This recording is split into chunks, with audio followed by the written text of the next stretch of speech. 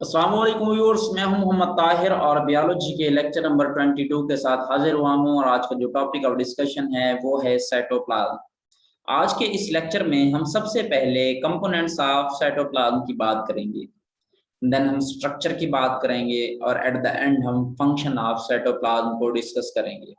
और अगर आप लोगों ने अभी तक मेरा यूट्यूब चैनल सब्सक्राइब नहीं किया तो सब्सक्राइब करें और मौजूद बेल आइकन को प्रेस करें ताकि हर आने वाली न्यू वीडियो आप तक पहुंच सके। आज के इस लेक्चर में हम सबसे पहले साइटोप्लाज्म की डेफिनेशन की बात करते हैं। The cytoplasm is semi viscous ground substance of cell. के सेल का विस्कस मटेरियल जो है वो साइटोप्लाज्म कहलाता है। All the volume of such substance outside the nucleus and inside the plasma membrane is cytoplasm।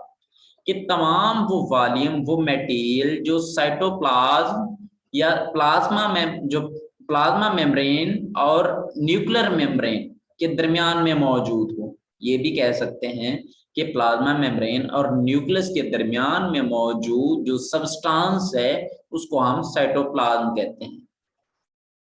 It is sometimes described as non-nuclear content of the protoplasm। कि protoplasm का non nuclear material या content जो है वो cytoplasm कहलाता है। अब protoplasm के अंदर जो है वो न्यूक्लियोप्लाज्म भी आ जाता है और साइटोप्लाज्म भी आ जाता है। All the cellular contents in prokaryotes are contained within cell cytoplasm। कि प्रोकैरियोट्स के अंदर तमाम मटेरियल साइटोप्लाज्म के अंदर ही मौजूद होती है। उसकी वजह ये है कि साइटोप्लाज्म तमाम न्यूक्लियर मेम्ब्रेन के अंदर ही क्यों होता है, प्लाज्मा मेम्ब्रेन के अंदर ही क्यों होता है, उसकी वजह ये है कि जो प्रोकैरियोट्स हैं उनके अंदर न्यूक्लियस मौजूद ही नहीं होता। जो जेनेटिक मटेरियल होता है वो पूरे सेल के अंदर स्प्रेड हुआ होता है, फैला हुआ होता है, तो इसीलिए तमाम का सेल का मटेरियल जो है वो साइटोप्लाज्म ही कहलाता है, जो कि जस्ट प्लाज्मा मेम्ब्रेन के अंदर ही बाउंडेड होता है।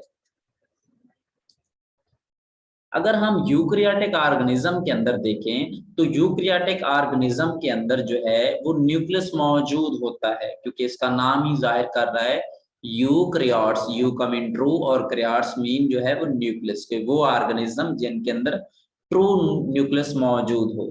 The nucleus of cell is separated from cytoplasm. के यूकैरियोटिक ऑर्गेनिज्म के अंदर न्यूक्लियस साइटोप्लाज्म से सेपरेट होता है और वो सेपरेट न्यूक्लियर मेम्ब्रेन की वजह से ही होता है। न्यूक्लियर मेम्ब्रेन क्या है, अगर इसके बारे में हम बात करते हैं तो ये जो लेयर मेम्ब्रेन है, जो डबल लेयर और पोरस मेम्ब्रेन है जिसके अंदर न्यूक्लियर पोर मौजूद होते हैं, वो सेपरेट करती है न्यूक्लियस को और साइटोप्लाज्म को सेल के अंदर। The cytoplasm is substance of life. कि सेल के अंदर साइटोप्लाज्म को हम सब्सटेंस ऑफ लाइफ भी कहते हैं। उसकी वजह ये कि सेल के अंदर मौजूद होने वाले तमाम केमिकल रिएक्शन इसी साइटोप्लाज्म के अंदर ही परफॉर्म हो रहे होते हैं। तमाम जो ऑर्गेनेलीज हैं, जो सेलुलर इंक्लूजन्स हैं, वो भी इसी साइटोप्लाज्म के अंदर ही मौजूद होते हैं। इनको भी हम आगे डिटेल से डिस्कस करेंगे। It serve as a molecular soup and it is in cytoplasm.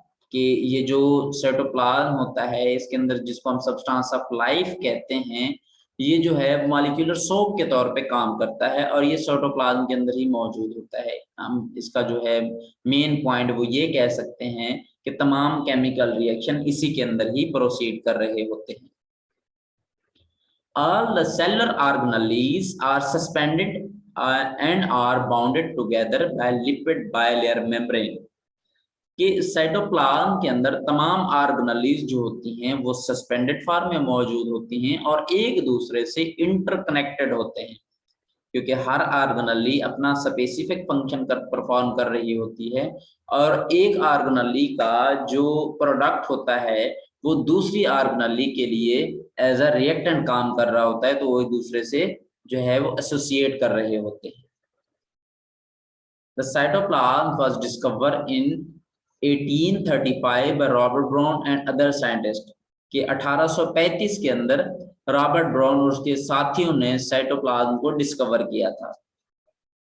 Structure और कंपोनेंट ऑफ सेल साइटोप्लाज्म की बात करते हैं तो हमारे पास जो मेन कंपोनेंट्स हैं साइटोप्लाज्म के, वो सबसे पहला जो है वो साइटोसोल है। ये साइटोसोल क्या है? अ जेल लाइक सब्सटेंस, कि ऐसा मटेरियल सब्सटेंस जो जेल लाइक हो, जो विस्कस हो, जो गाढ़ा हो, उसको हम साइटोसोल कहते हैं। जो दूसरा कंपोनेंट है वो है ऑर्गेनेलीज, कि सेल के अंदर मौजूद जो ऑर्गेनेलीज हैं वो भी इस साइटोप्लाज्म का बेसिक कंपोनेंट है। और वो ऑर्गेनेलीज क्या हैं? द सेल्स इंटरनल सब स्ट्रक्चर, ये सेल के अंदर मौजूद जो सब स्ट्रक्चर हैं उनको हम ऑर्गेनेलीज कहते हैं।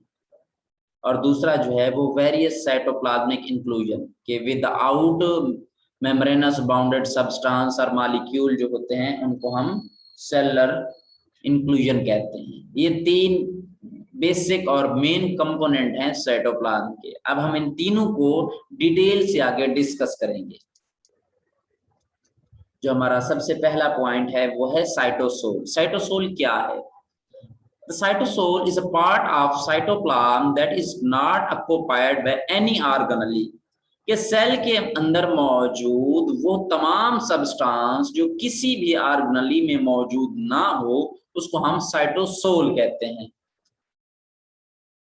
इट इज जेलेटिनियस फ्लूइड, कि ये जेलेटिनियस फ्लूइड होता है, विस्कस टाइप जो होता है मटेरियल या फ्लूइड, ये उसको हम साइटोसोल ही कहते हैं। गाढ़ा मादा जो मौजूद होता है उसे साइटोसोल ही कहते हैं। Component of cytoplasm remain suspended, कि जो साइटोप्लाज्म के कंपोनेंट होते हैं वो सस्पेंडेड फॉर्म में मौजूद होते हैं, वो तैर रहे होते हैं उस विस्कस जेनेटेलियस जो मटेरियल है उसके अंदर। जो ये कह सकते हैं कि जो जेली लाइक स्ट्रक्चर होता है, जेली लाइक कंपोनेंट होता है, उसके अंदर दूसरे साइटोप्लाज्म के कंपोनेंट तैर रहे होते हैं, सस्पेंडेड फॉर्म में होते हैं। इट मेनली कंसिस्ट ऑफ, अगर हम साइटोसोल की बात करते हैं तो ये मजीद इसके जो कंपोनेंट हैं उनमें हमारे पास साइटोस्केलेटन फिलामेंट्स हैं, के साइटोस्केलेटन के फाइबर मौजूद होते हैं जो कि एक जाल बनाते हैं सेल के अंदर और सेल की स्ट्रक्चर को, शेप को मेंटेन करने में इंपॉर्टेंट रोल प्ले करते हैं। उसके अलावा जो इसका और कंपोनेंट है वो ऑर्गेनिक मॉलिक्यूल्स होते हैं। इसके अलावा हमारे पास साल्ट हैं और वाटर के मॉलिक्यूल्स हैं। ये चार चीजें मौजूद होती हैं जो कि साइटोसोल बनाती हैं, जो है विस्कस मटेरियल या जेल लाइक कंपोनेंट बनाती हैं साइटोप्लाज्म के अंदर। जो हमारा नेक्स्ट कंपोनेंट है वो है ऑर्गेनेलीज। अब ऑर्गेनेलीज क्या है इसकी बात करते हैं। Organelles mean little organs that are membranous bounded, के सेल के अंदर मौजूद लिटिल ऑर्गन जो होते हैं, छोटे छोटे कंपोनेंट होते हैं, छोटे छोटे ऑर्गन होते हैं जो कि मेम्ब्रेनस बाउंडेड होते हैं। और चंद ऑर्गेनेलीज ऐसी भी होती हैं जो मेम्ब्रेनस बाउंडेड नहीं होती। They are present inside the cell and perform specific function, कि ये ऑर्गेनेलीज सेल के अंदर ही मौजूद होती हैं और अपना स्पेसिफिक फंक्शन परफॉर्म कर रही होती हैं। उनका जो काम होता है वो मखसूस होता है। That are necessary for survival of cell, कि जो सेल के सर्वाइवल के लिए बहुत इंपॉर्टेंट होता है, बहुत अहम होता है। इनके फंक्शन के अलावा जो है सेल की लाइफ या सेल की एग्जिस्टेंस जो है वो इम्पॉसिबल है। Some of constituent of cell that are suspended in cytosol are cellular organelle like, कि अब हम उन ऑर्गेनेलीज की बात करते हैं जो सेल के साइटोप्लाज्म या साइटोसोल के अंदर सस्पेंडेड फॉर्म में मौजूद होती हैं। उनके हम चंद एग्जांपल की बात करते हैं तो सबसे पहले जो है हमारे पास माइटोकॉन्ड्रिया है। अगर माइटोकॉन्ड्रिया की बात करते हैं तो सेल के अंदर इसका काम जो है वो एनर्जी प्रोडक्शन है। एनर्जी प्रोडक्शन, इसको हम पावर हाउस ऑफ एनर्जी भी कहते हैं और ये तमाम सेल के अंदर मौजूद होता है। उसके अलावा हमारे पास जो सेकंड नंबर पे ऑर्गेनेली है वो है एंडोप्लाज्मिक रेटिकुलम। एंडोप्लाज्मिक रेटिकुलम का जो काम होता है, जिनकी मजीद आगे टू टाइप्स हैं, एक स्मूथ है, दूसरी रफ एंडोप्लाज्मिक रेटिकुलम है। और इसी तरह इनका भी स्पेसिफिक फंक्शन होता है, ये ट्रांसपोर्ट का काम करते हैं मेनली। और भी बहुत सारे काम होते हैं। इसी तरह हमारे पास गाल्जी अपरेटस है, ये भी अपने काम के लिए स्पेसिफिक होती है। वैक्यूल्स हैं, ये स्टोरेज ऑफ वाटर के लिए यूज होते हैं। लाइसोसोम है, ये एंजाइम प्रोड्यूस करते हैं लाइसिस के लिए। और उसके अलावा हमारे पास जो है वो क्लोरोप्लास्ट है। ये क्लोरोप्लास्ट जो होता है ये जस्ट प्लांट सेल के अंदर ही मौजूद होता है, जिसका काम जो है वो फोटोसिंथेसिस परफॉर्म करने में ये यूज होता है। तो ये थी हमारे पास चंद एग्जांपल जो हैं वो ऑर्गेनेल्स की। इसके अलावा और भी बहुत सारी एग्जांपल हम यूज कर सकते हैं।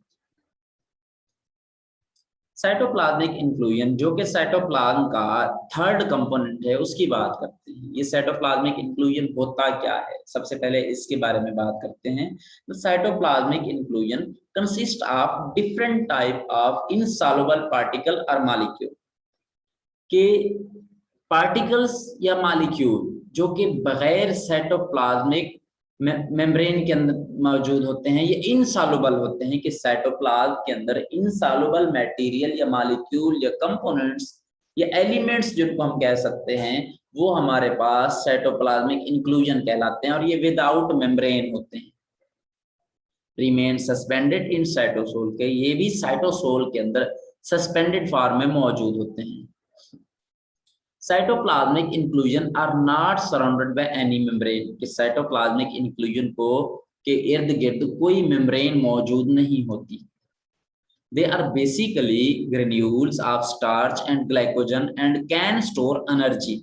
ये मोस्टली जो होते हैं वो स्टार्च और ग्लाइकोजन के ग्रेन्यूल होते हैं, दाने होते हैं जिनका काम एनर्जी को स्टोर करना होता है। स्टार्च प्लांट के अंदर एनर्जी स्टोर करते हैं और ग्लाइकोजन एनिमल के अंदर एनर्जी स्टोर करने के लिए यूज होते हैं।